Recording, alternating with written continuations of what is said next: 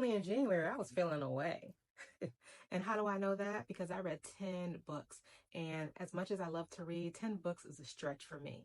So that tells me I was looking for a distraction. I was trying to keep myself away from the news and all the mess that was going on there.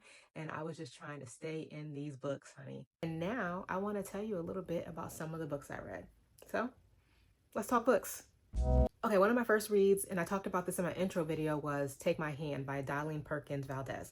This book follows new graduate nurse Civil as she takes a position in community nursing. It is her intent to spread awareness, education surrounding reproductive health, and make connections with the people of the community. She soon finds out that that is not the government's agenda, and what they are after is population control in poor communities. And they are doing this by encouraging untested reproductive medications and coercing people into permanent reproductive procedures that will permanently impact their ability to have children in the future. They take advantage of people's lack of knowledge, lack of education, and lack of literacy to pursue their agenda. And once that's discovered, the book shifts to the fight for justice. But is there really justice when a segment of the population has been taken advantage of in this way? No. The book is beautifully tragic. It's incredibly written, and the subject matter is handled in a very delicate, respectful way. This book takes place in the 1970s, and it is based on real events. No surprise there, right? All right, let me talk about my Kindle Unlimited reads, and why I want to highlight Kindle Unlimited is, one, because I had a question a few months ago whether Kindle Unlimited is worth the money. It is about $7 or $9 a month. You get access to a full library of Kindle reads. You can take out 20 at a time, and as long as you return some, you can continue to borrow. It is truly unlimited, as the name suggests. I have found that not only is it worth the money, but it is an opportunity for me to connect and support indie authors.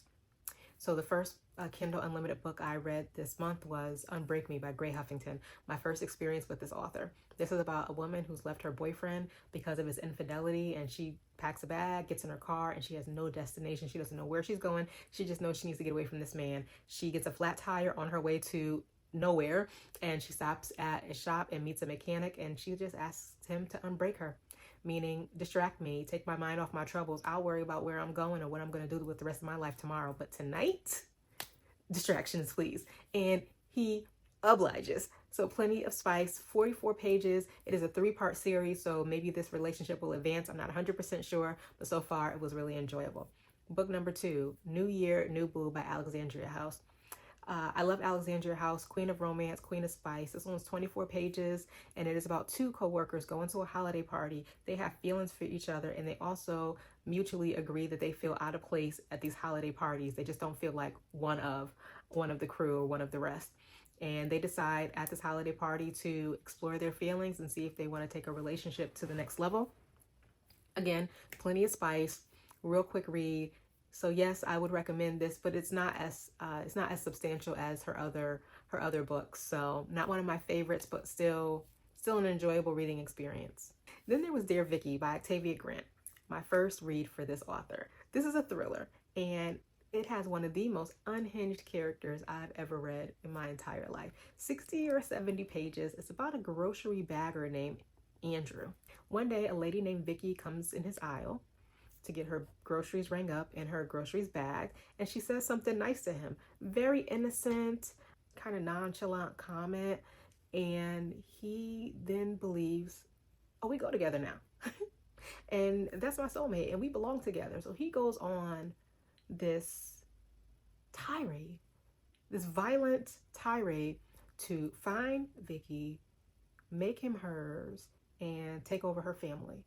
Meanwhile, Vicky has no idea this man exists, okay? She literally said something to the effect of nice name or something so simple to him, one sentence, and he is now planning their future, and she's going about her life, and she has no idea this man is now obsessed with her and is becoming her stalker. This book goes really, really fast. It is crazy, and this man is out of his mind. The Iron Widow by Xiran Jay Zhao. So if you are feeling like the government has been kind of lying to us lately, is misleading us lately, the government is making decisions that make you feel like you are less than or not as good as, you might want to check out The Iron Widow. Add female rage and revenge. It's definitely it's definitely that book for me. So remember back in the day, and I'm going to age myself, we had Pacific Rim, we had these fighting robots and there were human beings inside. So add that, take that, and add a really heavy Asian influence and an oppressive government. That's the Iron Widow. So in this book, the robots are called chrysalises. And there's a male pilot and there's a female concubine pilot. And the female's life energy is what powers the robot. And the male, he controls the robot. In most cases, the woman dies. She expels all of her energy, all of her life force for the war. And the male controls the robot and is hailed the hero. He gets the lifestyle, he gets the fans, he gets worshipped, and the women just sacrifice their lives and no one ever really thinks of them. Well, our main character is having none of that. Her sister sacrificed her life to the war and she wants revenge, and she wants to show them that women do not have to sit down literally and take it. And she is here to turn the government upside down, expose their lies, and change the way the world sees women. It moves real fast. It's really action-packed, and I loved it. There is a sequel, The Heavenly Tyrant. Haven't gotten to that one yet, but it's definitely on my list.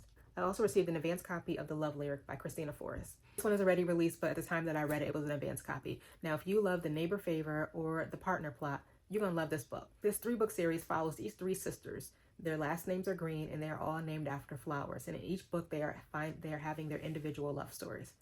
And in each book, Iris, the character of book 3, you kind of start to get little touches of her love story. So let's talk about book 1. Book 1 is The Neighbor Favor, where Lily and Nick have this kind of pen pal, secret identity, love story thing going on. And in book 2, The Partner Plot, Xavier and Violet have a second chance at love. And in both of those books, we have Angel, who's been looking at Iris. And he's been interested in her. But for some reason, he keeps getting this feedback, it's not a good idea. No, I don't think you should move on. I think you should try somebody else. And so in book 3, Iris and Angel finally get their time. And we learn that Iris has lost her husband in a tragic car accident. She is completely focused on her daughter, her career, and her family. And she has no time or patience or even thoughts of finding love again. She's just not in that space. So when people have been telling Angel in these previous books, don't bother with her, it's because they know she's just not in that place. Well, Iris and Angel connect on a work trip, and he breaks down her walls, and she learns that he is a really special person, and their love story commences. But now they work together, and he's a superstar celebrity now, and she's concerned about her privacy and her daughter's privacy. So they have those obstacles to work with. The highlight of the book is the lyrics. In the love lyrics, similar to the letters in The Neighbor Favor that kind of stole my heart, the lyrics in the love lyric, they really did something for me. So 100% recommend. I need to now listen to it on audio now that it's released, and I hope that the narrator sings, because that would be really, really special. One of my audiobook listens for the month, I found an Audible Plus catalog, which, you know, those are free listens and you don't have to use a credit. So this one's from Rachel Halsell Hall. It's called How It Ends. It's a really short listen, only about 2 hours long, a thriller about a woman who is trying to rid herself of her possessive and maybe dangerous husband, and he's just not having it. He's just not going down without a fight. He is manipulative, he is deceptive, and he has arranged some obstacles in her life that would make it difficult for her to leave him. I enjoyed this one, and I think you will too. I will say the main climax of the book, the main event of the book, the way the main character handled that was really annoying to me. I was like, girl, all you have to do is, but I understand why the author wrote it that way, and even though it felt like it went so far around where it had to be, I did like where it landed, and I think you would enjoy that one. And then there was Long Shot by Kennedy Ryan. Oh my God. Listen, Kennedy Ryan just doesn't know how to write a bad book, and Long Shot is no exception. But I will say there are content warnings, and you need to pay attention to those, because she's such a talented writer that the violence against women depicted in this book, specifically SA and DV, is very graphic and very detailed in its description. It's worth it for sure, but it is tough. You are going to scream, you are going to cry, you are going to ask someone to meet me outside, but then you're going to remember he is a fictional character and you really can't get to him like that. But you're going to want to. Your heart is going to be broken into little itty bitty pieces, but it's still worth it. It's all of that, but it's still worth it. So this book follows Iris, who meets August in a bar. It's the night before he used to play in a college championship game and potentially be drafted into the NBA. They have an immediate connection. They have crazy banter. and it's just undeniable that they are drawn to each other. But Iris has a boyfriend, and it's Caleb. Caleb is the rival, the basketball rival of August, and they've known each other for years, and they've had this big rivalry that the media has followed.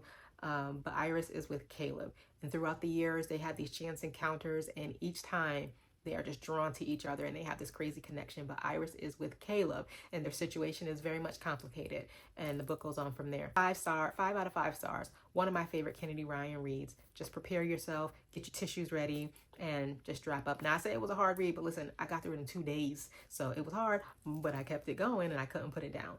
Those are just some of my January reads. Like I said, it was a really, really good reading month, and the way things are going right now, I imagine that for the next few months, at the very least, I'm gonna have good reading months, because my books are my distraction, and there's really nothing going on in the world that I want to focus on. Happy reading, everyone. I hope you guys had a good January, and we'll have a good February of reading.